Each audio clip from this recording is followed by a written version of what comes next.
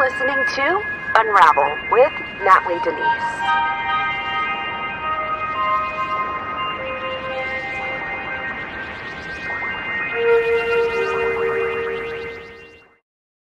Okay, what's going on? Happy Monday, I guess. What's up, guys? Hello, everybody who is watching.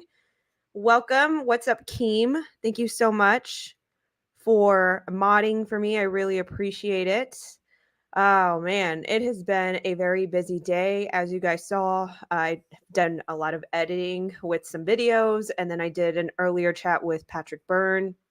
He was giving some insights about a lot of things, the selections, the just some other things going on with the Durham investigation. So it's a good chat. It's in my my recent lives. I actually have to change the cover for it. But what else is going on, man? The news has been super, super busy with this whole Will Smith, Chris Rock type thing that has been going on. I did a video on my main YouTube, youtube.com/Natalie Denise, if you guys are not following it. I also just published a video on Taylor Hawkins, who is the late drummer for the Foo Fighters. So with that being said, there's a few of those videos you want to go check out. Let's see, what else? Oh yeah, let's kind of clock in on the whole Will Smith and Chris Rock slap that was heard around. I mean, I said it in my video. I think it was all staged, to be honest. 100% with you guys. The link. There we go. There it is. youtube.com/Natalie Denise. If you guys caught that, it just seems so staged to me. You know, just the panning of the camera angles, the way that Chris Rock was sort of bracing himself as, you know, Will Smith came towards him.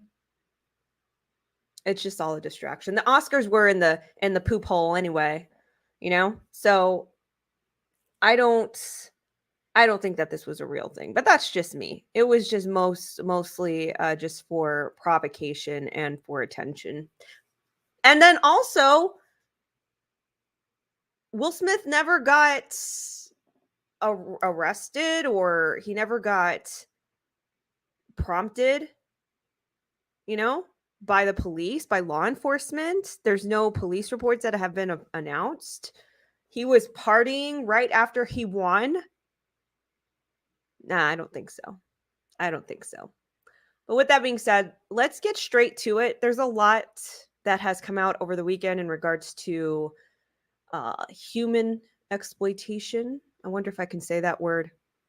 I also, just a heads up, guys, I may have to make some changes to this channel in the way that I do things. So if you catch me live, this is where you want to catch me, 9:30 p.m. Central Time. If you are watching Patriot Voice TV on Roku, I am there as well. You can catch me on Roku.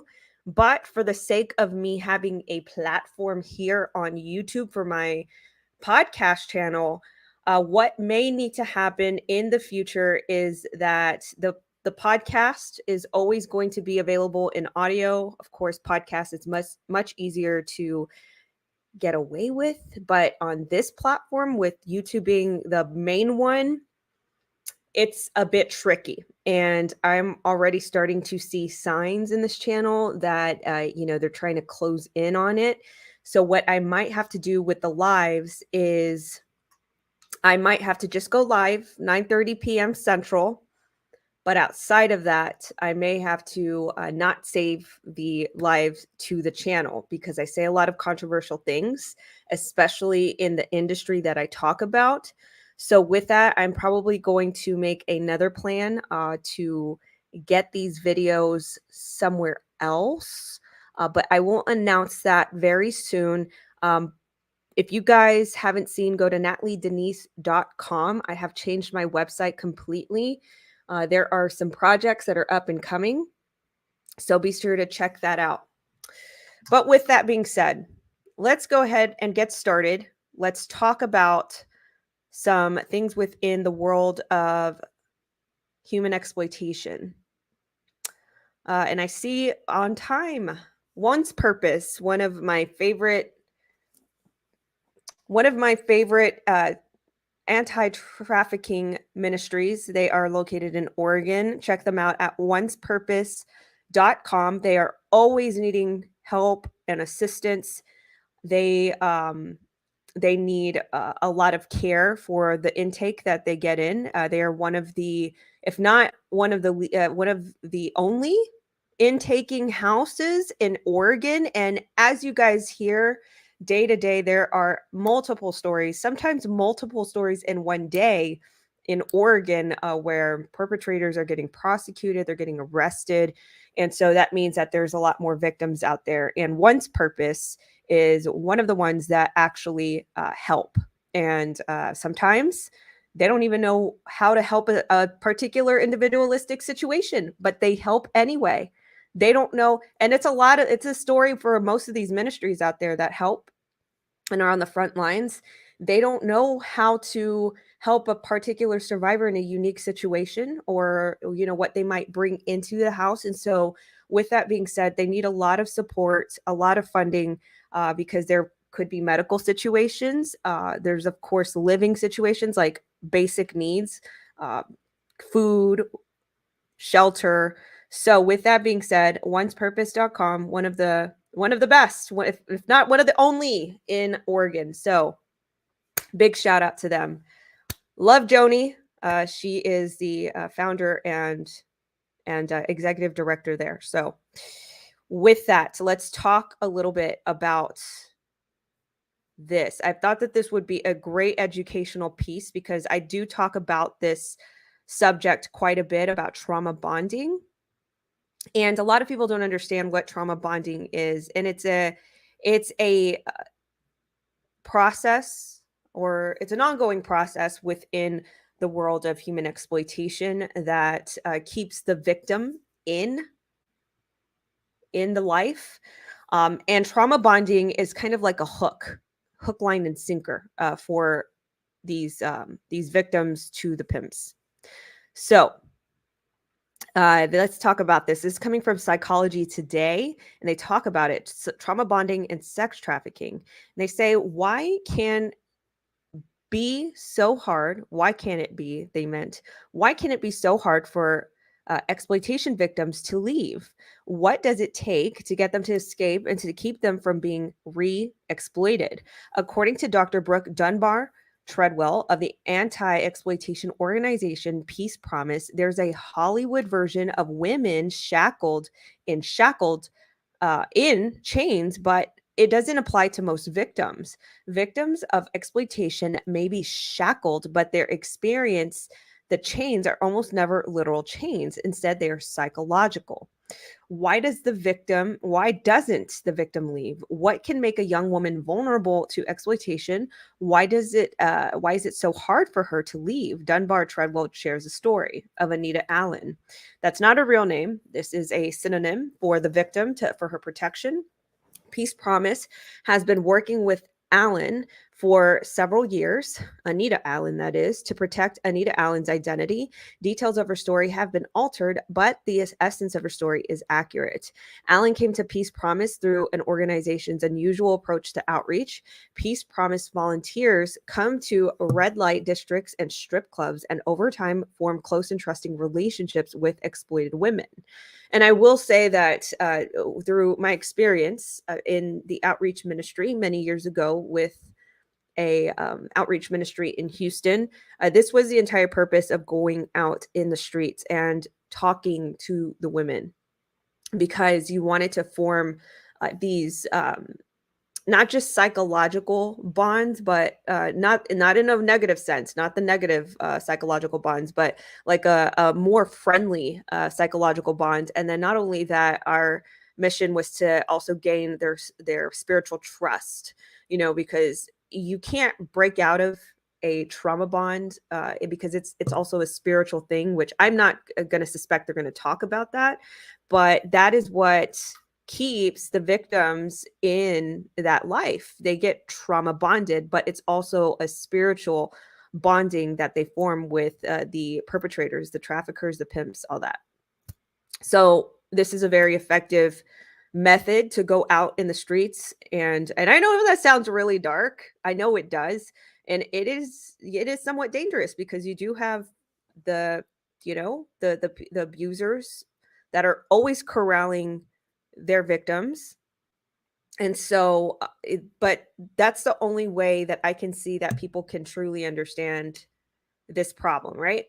So that's what I say. I see you volunteer and see it for yourself. Anyway, I'm going to continue. Often the peace promise volunteers are the only people in the victims' lives who provide them with any kind of caring and emotional support. In Anita Allen's case, with the encouragement of Peace Promise, she realized that she could have had a life other than the misery she was experiencing as a victim of exploitation. She wanted out from the relentless, unwanted S with the quotas. S meaning I'm telling you, I've got to be very careful on here. The unwanted sex and the quotas and the threats of beatings, the starvation and the sleep deprivation, and the pervasive fear that was her everyday companion. Anita Allen was vulnerable to her exploiter because of her childhood experiences. For her, love and connection had been a tragic mix of beatings, familial sex, and occasional kindness and support. As a teenager, Allen developed a rigid pattern of seeking out men who were violent and who were part of recreating the only kind of connection she knew. Unfortunately, one of them was a exploiter, an sex exploiter who is a pitch perfect at providing the psychological nurturing Allen craved while also delivering the abuse she was used to. The psychological chains have been created so powerful that people at Peace Promise felt it was somewhere between providential and miraculous that Anita Allen was able to make a break. However, breaking away wasn't the end of the story.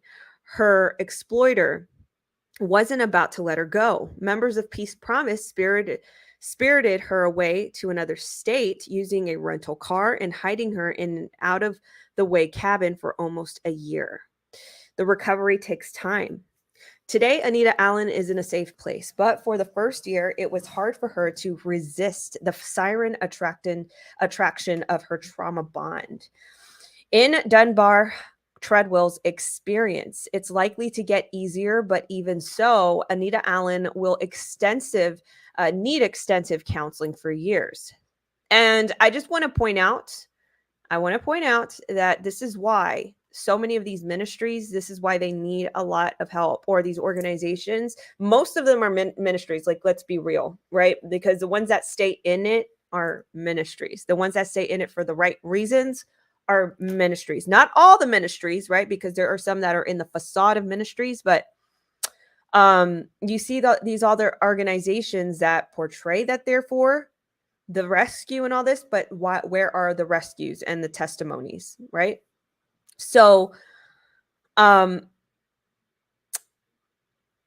with that, what was I saying? What I was getting to is that these organizations that are on the front lines, they need the support because there are things like this, the extensive counseling, because it's not just like you just go lay down and you talk to the therapist. It's like deep cleansing. It's like you have to dive deep into their psyche, into their childhood, kind of unravel what had gone on that broke their spirit and broke their mind in order for them to open these doorways and let these toxic behaviors structure the way that they thought personal connection was or is. So they need extensive counseling, and that can get quite expensive unless there is like a pro bono counselor that does do these services for the ministries and organizations. So, still, people who work with Peace Promise know that with patience, wisdom, and understanding, Anita Allen's future can be bright. Survivors who have been through Peace Promise program include a woman who is now an RN, another who now owns her own beauty shop, and still another who is today living the dream she clung to while she was being exploited, the dream of being a stay-at-home mom in a stable marriage. When a person is ensnared by a human exploiter, there are often aspects of their childhood that make it particularly hard for them to leave. There are no physical chains, but there can be a psychological chains as that there are just as powerful. There are real women who are chained to life, but they hate. I'm sorry. There are real women who are chained to the life they hate, but are close to unable to resist, says Susan Vigiliano, founder of Peace Promise. The thing is, we also know that if they don't leave, their lives are likely to be cut short by drug OD, self harm, up to fatality, HIV, or murder. And this is true. This is ultimately where a exploited human being ends up. Most of them are female, not all of them, but most of them are female, and they have a lot of aggressive measures. And when I say that, I mean the exploiters and the abusers. They have a lot of aggressive measures to keep them in there. And so with that life only leads up to disease. It leads up to self-harm, because they have no way out, foreseeable way out. And so they think to themselves that self-harming themselves is the best way out. Or the latter, the worst part, the exploiter actually is their fatality. And that's just reality, as dark as it sounds. We love these women and we understand that leaving is difficult. And the Peace Promise, we figured out how to help. So, deep counseling is the moral of the story with this. About trauma bonding, it is definitely something that keeps these victims in. All right, the next story is coming from BBC News, and it says, how the SEX trade preys on Ukraine's refugees. You know what? I will think about uncensoring myself once I figure out a way to fix the live problem, because I can't say it while I'm streaming, but there are things that I have to be careful about here, or else I'm just gonna. I would rather be here and talk to you guys than to be completely wiped out. So I will figure out the solution. Again, I can't really go into extensiveness, but this is why I'm censoring myself right now. But I will announce a solution soon. Anyway, how the SEX trade preys on Ukraine's refugees. So, as you guys know, or if you don't know, within any situation of a natural disaster, of war, of a chaotic environment, anywhere there's chaos, you're going to find it a lot easier for these traffickers to exploit other humans, including children, because they get displaced, they have no home, and it's much easier for them to prey on these people. It's almost like it's an easy catch. And they are, and on the other side, these people are looking for homes. They're looking for shelter. They're looking for food and basic necessities. And so they find something that they need, and they meet their needs, but it's a trap sometimes. So they are mainly, most seek refuge in other areas of Ukraine. They're talking about the refugees believed to be safer, but more than 3.5 million people have fled over the border. They are mainly women and children, as men under the age of 60 are obliged by the Ukrainian government to stay put and fight. Displaced and disoriented, often with no idea where to go next, refugees are forced to put their trust in strangers. The chaos of war is now behind them, but the truth is they're not entirely safe outside Ukraine either. And this is true, because exploitation happens everywhere, but especially within the opportunity of war, these exploiters and abusers, they find the opportunity in that to prey on them. The predators and human traffickers, the war in Ukraine is not a tragedy. UN Secretary General Antonio Guterres warned on Twitter it's an opportunity for women and children that are targets. Exploitation rings are notoriously active in Ukraine and neighboring countries in peacetime. The fog of war is a perfect cover to increase business. Carolina Wierzbinska, a coordinator for Homo Faber, a human rights organization based in Lublin, told this reporter that children are a huge concern. They say many youngsters are traveling out of Ukraine unaccompanied, she said, and patchy registration processes in Poland and other border regions, especially at the start of the war, meant children disappeared. Their current whereabouts are unknown. Okay, pause, okay? Because this particular situation is going on in where? It's a pop quiz. You guys tell me where. Where is this happening? This very thing where borders are not secure, where children are coming in unaccompanied. Pop quiz. It starts something with a little like maybe Texas, California, Arizona, where this is happening on a daily basis, where children are coming in. So I'm not trying to be comparable in this because it isn't, but it's it's curious to me that when we put it in a different situation, like in Europe, that this is a concern, but this is actually happening and has been happening, especially at an increased rate ever since January 21st, 2021, a day that someone was inaugurated, right?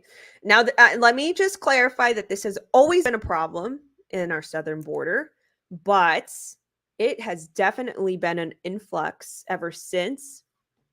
But moving back to the story, I find it curious that they talk about it as if it's something new, but really this has been going on in the United States as we see it today, right?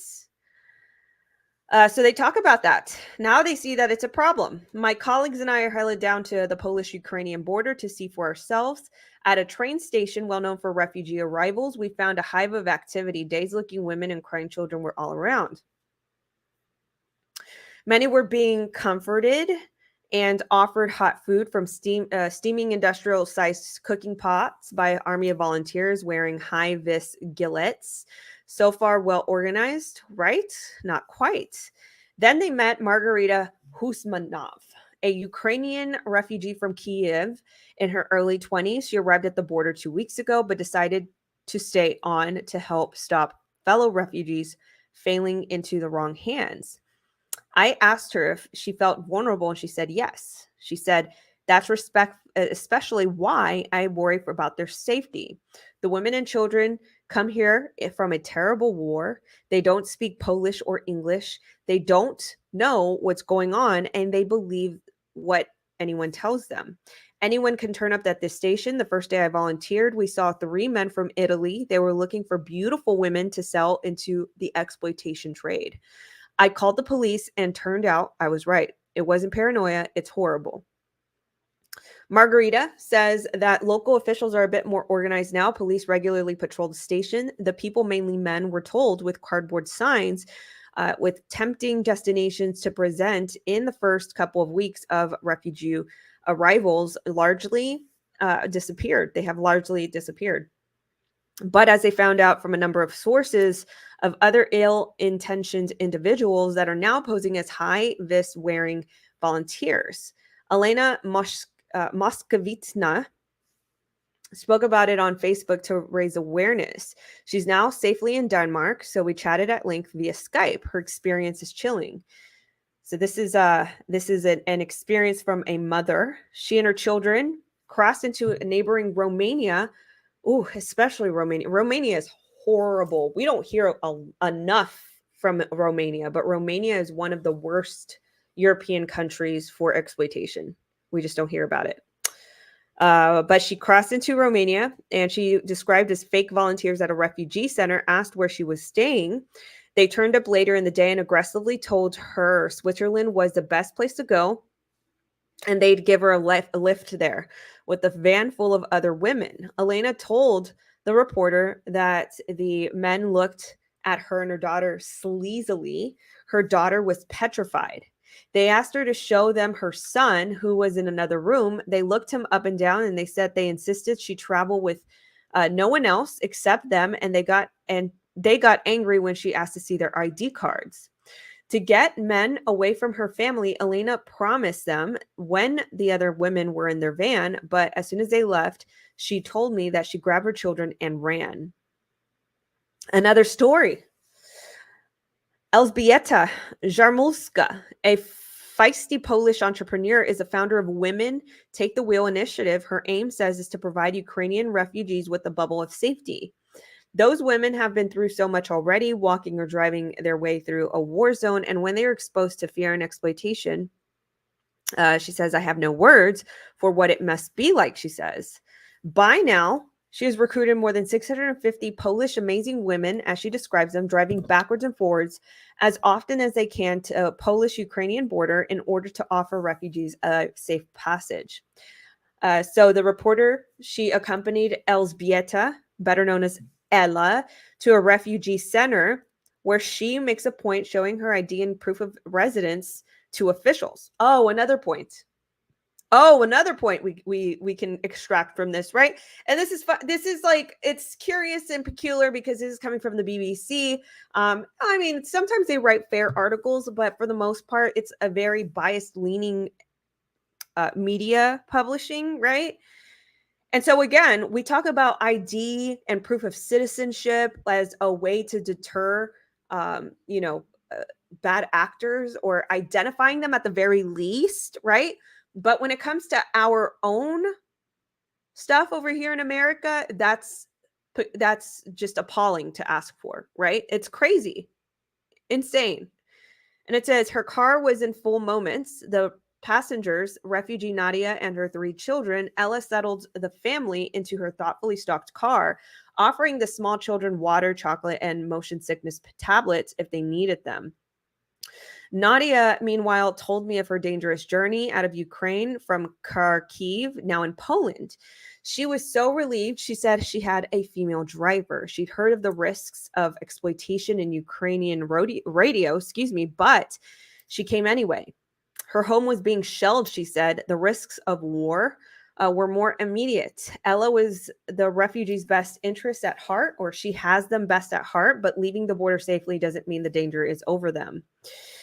Most we spoke to hope to go home as soon as the violence ends, but over the next days, weeks, even months, they need somewhere to sleep, to eat, to end their children, to eat, to send their children to school, as well as a job to properly support themselves. To those needs make refugees vulnerable.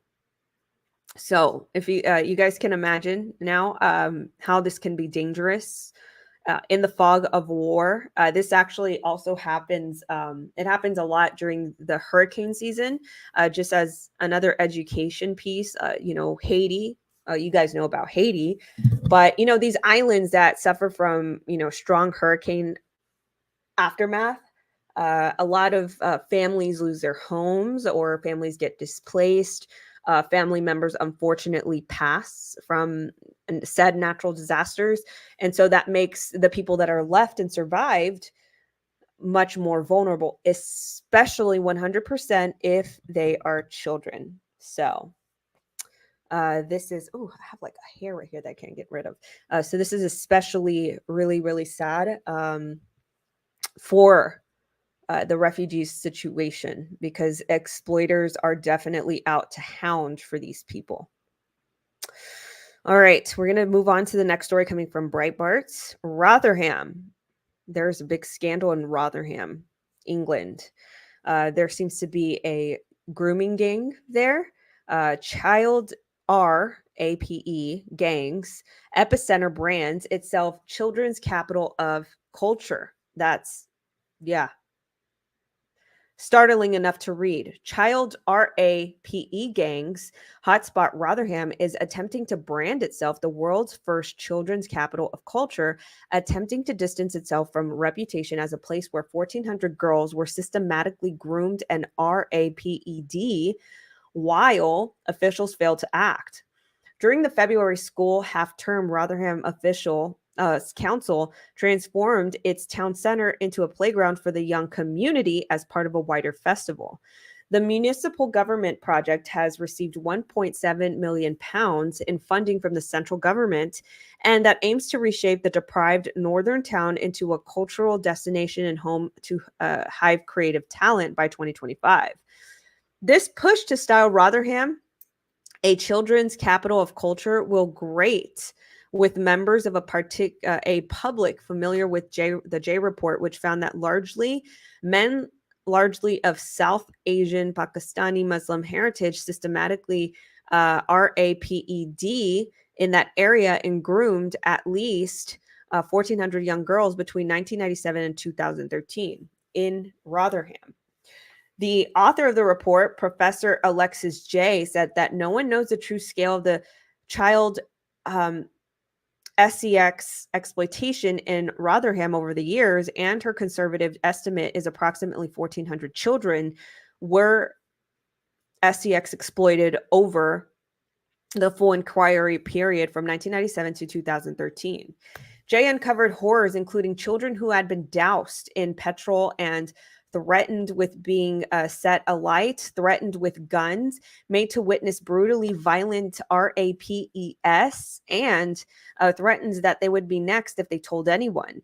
It's hard to describe the appalling nature of the abuse that child victims suffered, and continued suggesting that the authorities involved in a great deal to answer for. Jay, from the J report, found that the police effectively suppressed reports of the crimes, supposedly because they believed the claims were exaggerated. Now, we're talking about children here, so this is startling. But we're starting to see that culture emulate more in our in our society. So this is very scary. I don't say this nonchalantly. This is a repetitive shout to you guys that you've got, if you're not at school board meetings and combating this and speaking your mind, then you're not doing a part, even if you don't have children. This is becoming pervasive in all our society that, oh, this is an exaggeration. And I know I talk about the Ketanji Brown hearing a lot in my recent podcast, but there was another statement coming out of Dick Durbin today, who said that, oh, all of these Republican senators that were calling out her easy on child predators, this is just exaggerated claims. This is nothing more than a conspiracy theory. That's what he's saying, right? And so we need to treat this, if this is more serious, we need to treat this more serious. And so we've got to keep pressure on officials, as well as law enforcement who might be doing this. Now, this is again in England where I'm speaking this story from. So those of you that listen to me overseas, and I do see from my statistics that I do have some overseas listeners. I appreciate you guys, first of all. This is definitely something to behold within your right to speak. Those who attempted to blow the whistle on the scandal were also discouraged by officers who warned them that, as abusers are largely South Asian and their victims largely of a certain race, which is very heavily persecuted today, starts with a W, a major investigation would be rocking the multicultural boat. So this has become a big time cover up. If you guys don't know about the Rotherham scandal, I encourage you to go. Google might not give it to you, but if you go to duckduckgo.com and search it, you might find some worthy articles. Google might give it to you, but search the Rotherham scandal with children, and you will find that there has been a lot of reports on this. So with that being said, this is just within an update to that scandal in Rotherham. All right, the next story is coming from The Independent. Fort Hood soldiers, they're sentenced in a Texas human exploitation case. 2 U.S. Army soldiers stationed at Fort Hood, based in Texas, have been sentenced to federal prison for their roles in an illegal human smuggling operation. Isaiah, oh man, shh, of course, of course. Hold on. We'll come back to this. Hold on. Let me do this. Hide what I'm doing. There's a certain thing that I do. But let me get this story back up. Give me 1 second. All right. Oh, so we'll come back to the story about the Fort Hood soldiers. Meanwhile, this loads. So let's move in on to the next story. We'll come back to the Fort Hood soldiers sentencing. But this story in replacement is from Miami, Florida. A Miami man, he used waterboarding, RAPE, to enslave and sex traffic a girl, 16, and a woman. Miami's Julius Mosey transitioned from a prostitution customer to a pimp to an exploiter from 2018 to 2021, eventually controlling 2 women and 16-year-old via beatings, RAPES, and other acts in his torture chamber. That's right. That's right. These stories, as this becomes more prominent in our society, oh, sorry, I'm not sharing my screen. As this becomes more prominent in our society, you're going to hear more stories of this, because this used to happen very underground. It did happen, but it was more in the dark underground. Like you've heard about the dark web. But because so many more people are doing this out and about, and they're proud about it, and society is saying, oh, as long as you're happy, and promiscuity is cool and stuff like that. What people don't know when they say stuff like that is that you're really shielding for the darker things in this world. Okay. And that's the truth. I don't care if you disagree or agree with it, whatever. That's the truth. Right. So we should never just say, oh, as long as you're happy, because, people who move into their more sexual deviances in this regard, they can act in things like this where they're more sadistic. So this guy had a torture chamber. Some of these acts Mosey recorded on video. And I can almost bet you that he probably sold these videos. The evidence helped encourage Mosey, 32, to plead guilty in Miami federal court to a conspiracy to commit, I'm just going to say it, sex trafficking. I'm just going to say it. I'm going to have to find a solution to my streaming soon without being censored. To commit sex trafficking and sex trafficking of a minor by force or coercion. Mosey, who used hotels in Hialeah and Miami Springs, has been sentenced to 25 years in prison. Mosey's accomplice, 30-year-old Miamian Michelle Stubbs, got 5 years, 10 months, and after pleading guilty to the same charges as Mosey. Mosey was scheduled to finish a 2-year probation on August 27th after his 2020 conviction in Miami-Dade County for a strong robbery. What follows comes directly from Mosey and Stubbs' factual proffer statements that the admission of facts that goes with the guilty plea. Mosey met Stubbs when she answered on one of her online sex for money ads in 2018.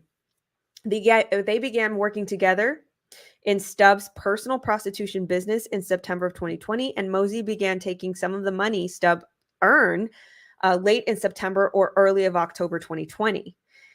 Stubbs advertised on the Mega Personals website, which required the account holder to send a picture holding his or her driver's license. After the website rejected Mosey, a woman who Stubbs knew sold a picture of herself to Mosey to allow the Mega Personals registration. The emerging pimp combed Mega Personals for women he sensed would be easy to control when he went after them strategically, as any college football coach wooing a high school star. Mosey's method of recruitment began in meeting a girl and taking her to a hotel for a few days, where he would treat her as if she was a girlfriend. Stubbs' admission says that he would initially respond to the online advertisements for commercial sex acts as a potential client after their hotel stay. He would bring the girl back to where Stubbs was staying and introduce Stubbs as my rhymes with my B. that works for me. So he would refer to the girls as my B that works for me. Mosey used Hialeah Hotel to get a woman referred to in the court papers as an adult victim under his influence. She began pimping her out in December of 2020. On Christmas Eve 2020, the 16-year-old's grandmother reported her missing. How Mosey found her isn't clear, but he called her the perfect girl in his summary for someone young who he could manipulate like a marionette. Stubbs tried to find the high school that the girl attended, called the child victim in the court documents, but Mosey took away her smartphone before she could do so. But she was able to find a post stating that the child victim was a missing juvenile.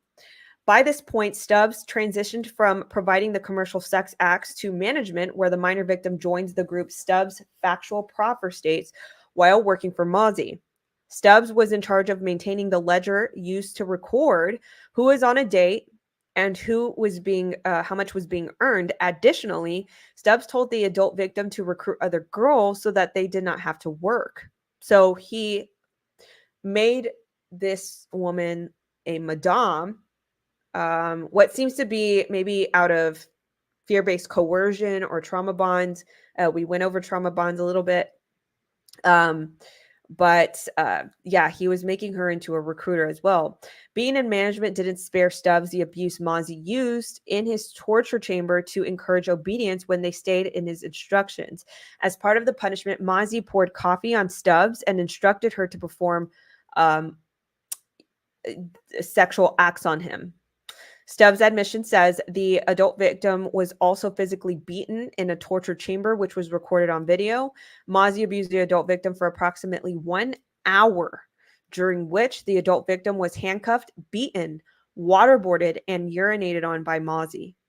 After assaulting the adult victim, Mosey left to go to the child victim's room to rape her and to rape her. And Stubbs helped the adult victim clean up after her assault. Stubbs was also in the torture chamber, in which she had a ball stuffed into her mouth. She was waterboarded by Mosey, tied up by Mosey, and covered in Mosey's feces. Oh my gosh, dude. Yo. I mean, like, does this not make you mad that this stuff is not on the news? I know this is the news, right? But I'm an alternative. I'm like one person talking about this stuff. This is like the depravity that these victims go through. Is this not insane? This is crazy. And this is in the United States. I mean, how depraved do people get? So there was an undercover cop, an online posting advertising sexually explicit images to advertise her sexual services, triggered an alert from the National Center of Missing and Exploited Children February 15th, 2021. An undercover officer texted the ad that day and went eventually in agreeing in 150 for an hour for a full service with the 16-year-old at the Miami Springs Hotel. When the undercover cop and his backup officers got to the hotel, they saw a woman and the girl outside room number 801. The girl went to room number 807. The undercover cop went into room number 807 as directed, where he found the child victim. His backup spoke to the woman in number 801, the adult victim. Both room were registered to Mosey, and both women say they were being trafficked by him. He forced the child victim 15-minute sessions with men. Cameras didn't lie. Hotel surveillance cameras saw Mosey, Stubbs, and the other child victim show up at the hotel in a black Kia SUV. Stubbs' cell phone contained pictures of the minor of the child victim in lewd poses posed in online advertisements. Also, there were photos and videos of Mosey in a silver semi-automatic handgun and flaunting large sums of money. One story, and this is Mosey, the trafficker. I mean, this is just insane that we only hear this in alternative news platforms like this. Right. Okay, so Fort Hood, let's get back to the story. So 2 U.S. Army soldiers stationed at Fort Hood, this is coming from the Independent, based in Texas, have been sentenced to federal prison for their roles in a illegal human smuggling operation. Isaiah Gore, 21, and Denario Williams, 22, are among a group of soldiers, and they're so young too. I mean, it's sad. I mean, I know it's it's sad, especially for the victims, but these young dudes who have no idea how this affects their life and they have no guidance that seems to lead up to that moment where they exploit another human being so young, and now they throw away their entire lives and they're so young, you know? So these two soldiers were among a group of soldiers to pick up undocumented immigrants and drove them elsewhere in the state while wearing their uniforms, according to a release from the U.S. Attorney's Office from the Southern District of Texas. Gore, Isaiah Gore, who's 21, acted as a recruiter, paying soldiers $2,000 per trip, and Williams went along in one trip, U.S. Attorney Jennifer B. Lowry said. The pair pleaded guilty in December to conspiring to transport undocumented immigrants within the state and were sentenced to 30 and 24 months, respectively, on Friday. Judge Marina Garcia Marmolejo said that the harsh sentence was justified because Gore and Williams were not the average citizen. She added that those involved in the scheme deliberately transported the immigrants while wearing uniforms, knowing that it would help them evade arrest. Both men remain out on bond and will surrender to a U.S. Bureau of Prisons facility in the near future. Gore has been discharged from the Army. They will have to serve 3 years of supervised release after their sentences. The smuggling operation was uncovered after two other active duty soldiers were caught with 2 undocumented migrants in the trunk of their vehicle at the border checkpoint in Texas on June 13th, officials said. Those men, Emmanuel Geggyar and Ralph Gregory St. Joy, pleaded guilty in August and are awaiting sentencing, prosecutors said. Okay, so this is my commentary as well. So we have especially in the summertime, you know, I call it border season because I mean they always cross, right? They always cross into the country, but especially when there's warmer temperatures, it's less of a grievance on their travel because they don't have to bear through the cold to walk on foot, which a lot of these migrants do, or go in these maybe lack of air conditioning or lack of heater buses. So the summertime is where there's big influxes that are observable. It makes me wonder. My nose is itchy today. Sorry, there's a lot of dust. Got to clean my TV.